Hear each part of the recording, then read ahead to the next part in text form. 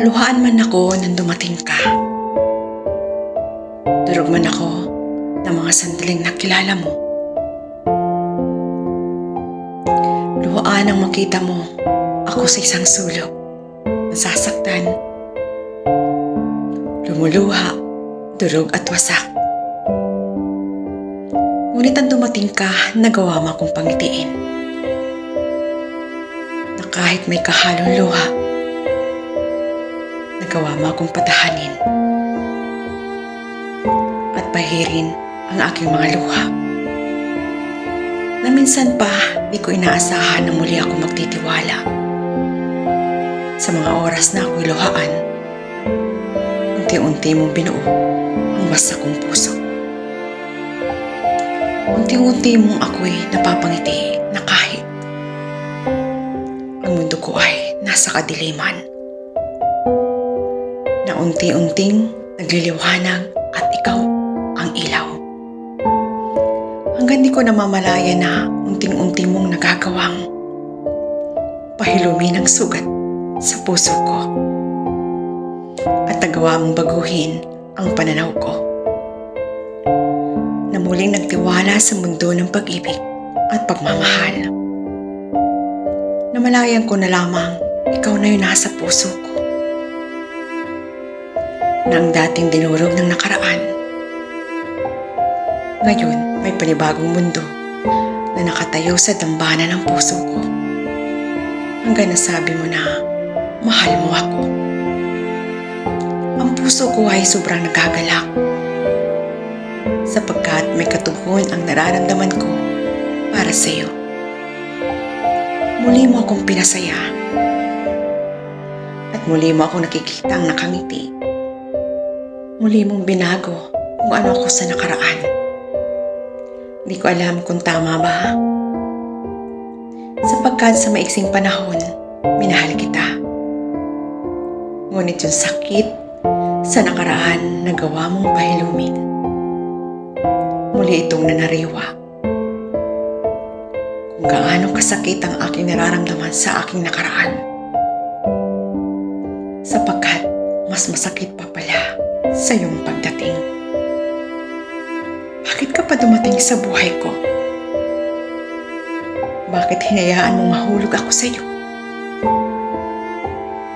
Bakit pa kita minahal? Kung darating ang sandaling, iniwan mo rin pala ako. Na muli akong mag-isa, naluhaan sa isang sulok. Sana di ka nalang dumating upang di na ako nasasaktan. Bakit ibinigay ka, ngunit muli kang babawiin? Sana di ko na lamang ibinigay ang puso ko. At sana hindi na lamang ako nagtiwalang muli. Na darating ang sandali na muli akong nasasaktan. Ngayon muli naman ako mag-isa. Nakatulala. Umiiyak. Nasasaktan. Nagdurugo. At nagdurusa. Ang tiwala kong binigay ay sinayang mo. Pinaramdam ko sa iyo kung gaano kita kamahal. Kung gaano ako kawasak. Yun rin ang pagkawasak ng puso ko. Sana hindi ka dumating. Sana ngayon, okay na ako mag-isa. At sana ngayon, humihilom na ang aking puso sa nakaraan. Pinahiram ka, ngunit binawi kang muli. Pinagtagpo tayo, ngunit hindi tayo ang itinadhana. Sana dumating ang panahon na matuto akong muling magtiwala. Matutong magmahal. Sa taong karapat-dapat sa pag-ibig at pagmamahal ko. Sa taong karapat-dapat sa pag-ibig ko. Tiwala kong ibinigay. Ito yung sinayang lamang.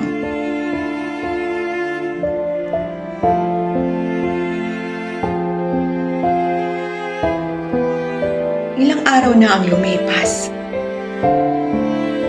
Ilang araw na ba ang nagdaan? Ilan na nga ba ulit tayo nagkita? Siguro mas okay na yung ganito. Parang bilis kitang makalimutan. Ngunit hindi pala. Sa bawat araw, ikaw ang hinahanap ko. Sa bawat araw na nagdaraan, hinahanap-hanap ka ng aking mga mata. Hindi ko namamalayan na hindi ako kumpleto kung di kita nasusulyapan. Ikaw yun hinahanap-hanap. Naalala kang bigla. Ikaw ang laman ng aking isipan. Hanggang sa aking panaginip. Ngunit hindi ko akalain darating sa puntong kung kailan wala ka, saka kita minahal. Mahal na nga ba kita? Kasi nung una, di ako sigurado. Ngunit di maamin ang aking puso. Pinili kong labanan, ngunit di nga lamang gusto ng aking nararamdaman. Oo, mahal na kita. Nakakatawa, di ba, kung kailan wala ka? Di tayo madalas magkita. Noon pa kita pinapangarap. At doon pa kita hinahanap-hanap. Doon pa kita minahal. Asan ka na ba? Ilang beses akong bumabalik. Kung saan doon tayong unang nagkita. Baka sakaling makita kitang muli. Nagbabaka sakaling kung saan kita nakita, ay doon rin kita matatagpuan. Hanggang lumipas ang mga araw at buwan. Ngunit wala nang ang ikaw. Wala pala. At wala pala. Sapagkat kahit kailan, wala na. Di na kita makikita pa muli. Siguro hindi pa ngayon. Bukas. Sa ibang pagkakataon. Or baka sa ibang panahon.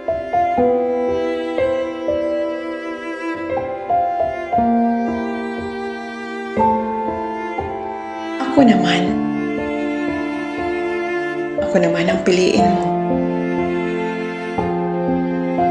Na habang nasisilayan ko kung gaano siya kahalaga sa iyo.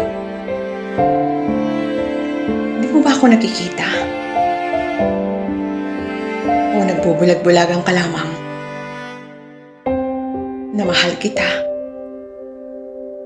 Kaya ako nananatili pa dahil gustong-gusto kong maramdaman ang pagmamahal mo. Yung pagmamahal na inaalay mo para sa kanya. Na kahit binabaliwala ka. Na kahit wala siyang ginagawa sa'yo. Nandiyan ka pa rin upang mahalin mo ng buong buo. Na kahit binabaliwala niya ang lahat ng sakripisyo mo para sa kanya. Pinipilit mo pa rin sapagkat ganun siya kahalaga sa'yo. Ano bang mayroon sa kanya na wala sa akin? Na hanggang ngayon, di mo ako magawang mahalin. At hanggang ngayon, di mo magawang ako'y piliin. Ano pa ang kulang? Ano pa ang dapat kong gawin? Para matutunan mo akong mahalin. Paano naman ako? Ako ang nandyan para sa iyo. Ginagawa ang lahat-lahat. Ngunit hindi mo pa rin nararamdaman na mahal kita. Inuunawa kita ng paulit-ulit. Iniintindi na kahit na nga nagmumukha na akong tanga, hindi pa ba sapat para sa iyo? Hindi pa ba sapat upang mapantayan ko ang puhang dyan sa puso mo? Alam kong hindi ako katulad niya, sapagkat siya ang iyong minamahal. At ako lamang ang iyong nagmamahal sa iyo. Inuunawa ka, iniintindi ka, sapagkat takot akong masaktan ka. Takot akong maramdaman mo ang nararamdaman kong sakit ngayon. Ngunit, ewan ko ba, bakit nagagawa ko ang lahat-lahat para sa iyo? Kahit nasasaktan na ako, nagagawa ko pa rin ipagtanggol ang puso mo. Na kahit humihingi na ng tulong ang puso ko, nagagawa ko pa rin sagipin ang nararamdaman mo. Dahil sa ating dalawa, ako yung dibulag sa nararamdaman niya para sa iyo. Nauunawaan ko sapagkat umiibig ako. Naiintindihan ko sapagkat bulag din ako sa lahat-lahat. At ikaw ay kagaya ko rin na bulag sa pag-ibig para sa iyo. Di mo nakikita, di mo nararamdaman. Ang totoo, di ka na niya mahal. Matagal ka nang walang puwang sa kanya. Kaya pakiusap, tama na. Tama na magpakatanga para sa kanya. Habang nasasaktan ka, nasasaktan ako. Na kahit anong gawin ko, di kayang mapantayan ng puso mo para sa kanya. Dahil lahat ng atensyon, lahat ng pagmamahal mo, at walang puwang sa puso mo ang isang kagaya ko.